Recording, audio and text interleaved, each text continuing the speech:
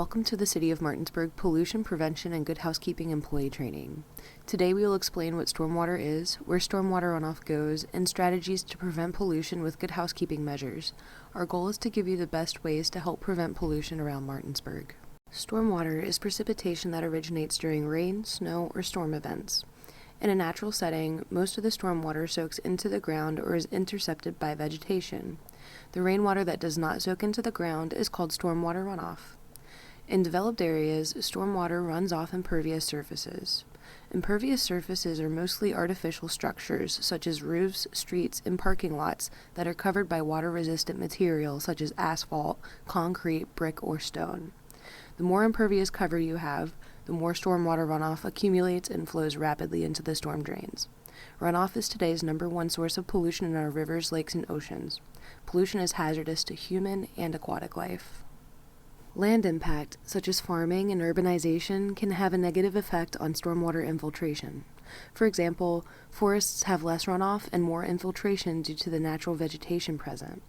Water is able to enter the ground directly, filtering as it goes. Urban landscapes, on the other hand, have less green space and therefore increase runoff due to impervious surface cover. More development means more runoff from roofs, streets, and sidewalks. In a city like Martinsburg, stormwater runoff flows towards storm drains and into a system of underground piping. This network of piping is called the storm sewer system. A stormwater sewer system is different from a sanitary sewer system. Stormwater flows through storm sewer systems and goes directly into creeks or rivers. The stormwater is untreated and unfiltered. Therefore, it is important to prevent pollutants from getting into storm drains. In Martinsburg, our stormwater flows into the Tuscarora Creek and the Dry Run. These creeks flow into the Opequon Creek and then all the way down to the Potomac River, which is part of the Chesapeake Bay watershed. Anything we put into the creeks here will end up in the Chesapeake Bay, which ends up in the ocean. The difference between stormwater and wastewater is that stormwater is not treated. Stormwater flows over surfaces, into storm drains, and then into the creek. Wastewater, defined as water that has been used in washing, flushing, and manufacturing, is also known as sewage. Wastewater gets treated at the wastewater treatment plant and then discharged into the Tuscarora Creek. The Environmental Protection Agency, or EPA, and the West Virginia Department of Environmental Protection, or WVDEP, both require cities of a certain population to apply for a permit to discharge their stormwater into local surface waters. The more people there are, the more urbanization will happen, and that means potentially more polluted stormwater runoff. Martinsburg, with a population of over 18,000 and growing, falls into this category and was designated a Phase 2 Municipal Separate Storm Sewer System, or an MS4 community, in 2004. Our permit has several requirements, including public outreach, participation events, water quality monitoring, illicit discharge detection and elimination, construction site inspections, inspections of stormwater management practices, mapping of the storm sewer system, and employee training. Having good strategies to prevent pollution will keep Martinsburg compliant under this permit. The United States of America produces millions of tons of pollution and spends tens of billions of dollars per year controlling pollution. Pollution prevention is any practice that reduces, eliminates, or prevents pollution at its source. Pollution prevention reduces both financial costs of waste management and cleanup and environmental costs of health problems and environmental damage. Pollution prevention approaches can be applied to all potential and actual pollution-generating activities, including those found in energy, agriculture, federal, consumer, and industrial sectors. Prevention practices are essential for preserving wetlands, groundwater sources, and other critical ecosystems, or areas in which we especially want to stop pollution before it begins. So how does stormwater and pollution prevention interact with each other? Stormwater runoff can pick up anything in its path, including many kinds of pollution. Pollution such as oil, gasoline, litter, cigarette butts, soil and sediment, soap, pet waste, grass clippings and leaves, fertilizers and pesticides, all this pollution can end up in the Tuscarora Creek and Dry Run. This pollution runoff affects the quality of water for drinking and can harm aquatic life. Pollution runoff can also affect the quantity of water, which creates flooding. The less pollution we have means the less hazards we have for public health and the environment. Now let us talk about some strategies to help you with pollution prevention. When doing vehicle or equipment maintenance, the work should be done inside or undercover if possible. When maintenance is done inside or undercover, there's less of a chance of spills getting into storm drains. Use inside drains that are connected to a wastewater treatment plant if available. If maintenance is done outside, drain fluids first before unhooking anything, and use a drip pan to collect any spills. As you're working, spot clean up any messes to prevent people or vehicles from going through the spill, causing more of a mess. Spot cleaning also allows for less cleanup time when a project is finished. Wastewater from equipment washing should be captured before it enters a storm drain. Use inlet protection such as a drain sock to stop wastewater from getting there. Outdoor storage can lead to polluted stormwater runoff, and containers should be inspected frequently for open lids and holes. When there are holes in containers, there's a possibility for the container to leak into a storm drain. When possible, keep materials stored indoors. You can also use containment pallets when storing containers. Containment pallets collect possible leaks before they get onto the floor. When outdoor storage is the only option, keep containers under a roof or under a tarp. This minimizes the chance of stormwater from mixing with the materials and running into the street. Also, seal containers properly and use secondary containment when outdoors. Avoid unloading material from trucks during rain event. Rain events can immediately cause spills to run off into storm drains. Waste management is very important for keeping pollution out of our waterways. Trash gets piled up in and around dumpsters and trash cans, and when it rains, that trash will flow right into storm drains. Trash can also clog storm drains, which causes flooding issues. There are some good housekeeping measures you can follow for waste management. Keep dumpster lids closed when not in use. Closed lids keep rainwater out, and when rainwater gets into dumpsters, it mixes with chemicals and waste. This dumpster can overflow or leak, causing dirty water to flow into storm drains. This dirty water, or dumpster juice, can be harmful for the environment. When cleaning up dumpsters or trash cans, simply sweep up the mess. Pressure washing is not allowed around waste receptacles. Spraying down a dumpster with water can push the mess into storm drains. Consider keeping the dumpsters secure and under cover to protect them from rainfall and prevent unwanted dumping. Never use the storm drain for dumping waste. It is illegal to dump anything but rainwater into a storm drain. Buildings around the city will need to be cleaned, repaired, or repainted from time to time. When doing maintenance on buildings and you're near a storm drain, use inlet protection such as a sock or cover. The inlet protection should capture any runoff before it hits the storm drain. While painting, lay a tarp down to collect any drips or spills from falling onto the ground. When pressure washing buildings is needed, and there's only dirt on the building walls, try to pressure wash without soap.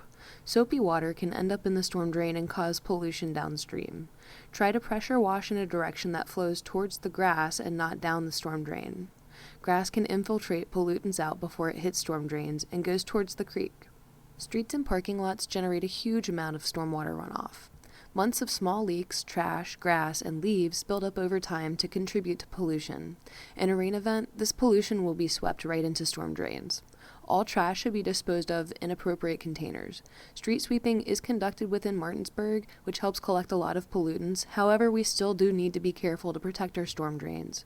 When streets are being worked on, inlet protection should be placed on storm drains that are near the work. Inlet protection can capture anything other than rainwater from getting into the drains. Keeping green spaces maintained creates a beautiful atmosphere for Martinsburg. While you're out maintaining landscapes, there are some good housekeeping measures to follow. When mowing grass, try to keep the grass clippings off the street. Grass clippings can cause clogged drains and can carry pesticides to the creeks. Do you know that grass clippings can also be used as natural fertilizer? They provide nutrients to the ground and aid in water retention. Before applying pesticides or fertilizers, read the instructions and use them accordingly. Apply the smallest amount possible. Look at the weather forecast and see when the next rainstorm is coming.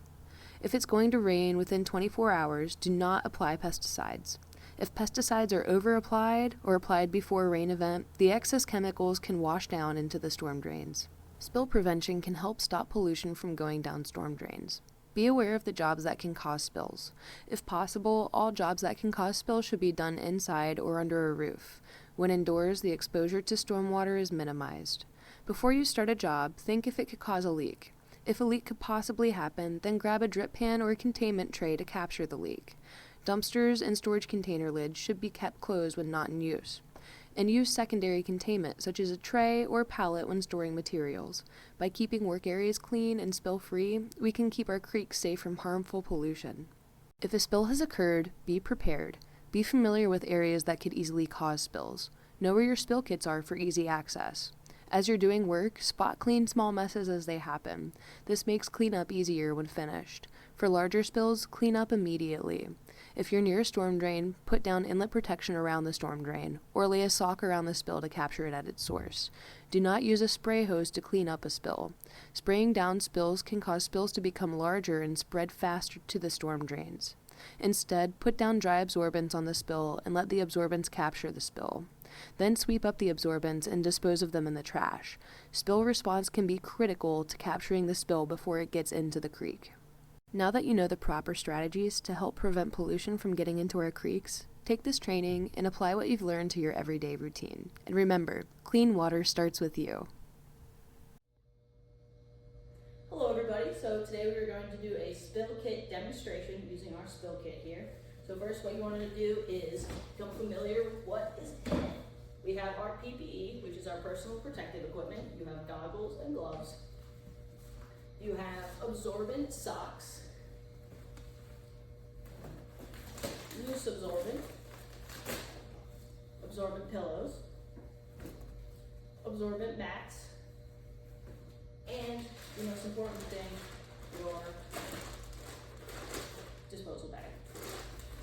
So, in our scenario, we're doing an oil spill, but what you want to do is you want to make sure that you are familiar with your spill kits, know what's in them, make sure they're stocked and ready to go, and ready to be deployed, and make sure that you sort of practice with them, understand the scenarios that you're going to use them, what materials you use, and how the spill kit will help you if there is a spill with those materials.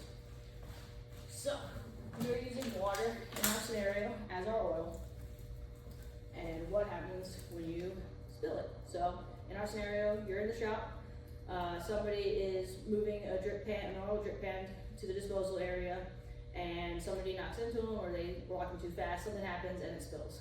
So we're going to do a little bit of a spill. We'll make it a little bit bigger. Alright. Perfect. So, you want to don your PPE, so put your goggles on and put your gloves on. And first, you want to contain the spill. So a spill like this, you just put a mat on it. To be extra careful, you're going to want to put your absorbent sock downstream of the spill to protect your inlets. So you just sort of do that. That way, if anything decides to sort of come out of the containment zone, you can stop it from going into the inlet. So, with your absorbent mat, that's pretty much containing the spill. You're going to want to get your disposal bag. An easy way to keep these open is to sort of curl them around the edges in a circle, just like this. You can kind of create a bucket. You're going to want to place that right next to the spill. Then you're going to gently pick up your absorbent mat, and we didn't spill enough, but if it's dripping, you're just going to let it drip and then place it into the disposal bag. Now we're going to pretend that there's extra oil still down that the absorbent mat didn't pick up. So what you're going to do is you're going to take your loose absorbent, open it up, spread it onto the spill. Now a good way to do this is sort of spread it in a circle around the spill. I'll move the disposal back so you can see this a little bit better. And you're going to grab your brush or broom and your pan, and you're going to sort of spread it over the spill, going in, and then sort of spreading it like that around it. Making sure to cover it all up, sort of going a little bit more on the outside of the perimeter as well. You're going to want to let this sit for at least 5 to 7 minutes. We personally, if it's not going to rain or if it's undercover, prefer to leave it for 24 hours to make sure that I can soak up anything that was going to soak up. Then what you're going to do is, we'll say it's been 5 to 10 minutes and or 24 hours. You're going to sweep up the loose absorbent, making sure to get all of it, which can be a little bit annoying. Carefully place it into your disposal bag.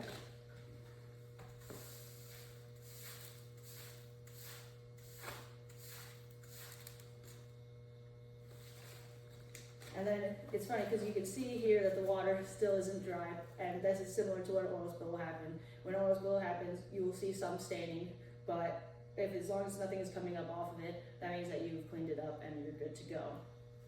And post cleanup, make sure that you close the bag. That will go down. So make sure you seal the bag. The other way to do this is to do one of these moves.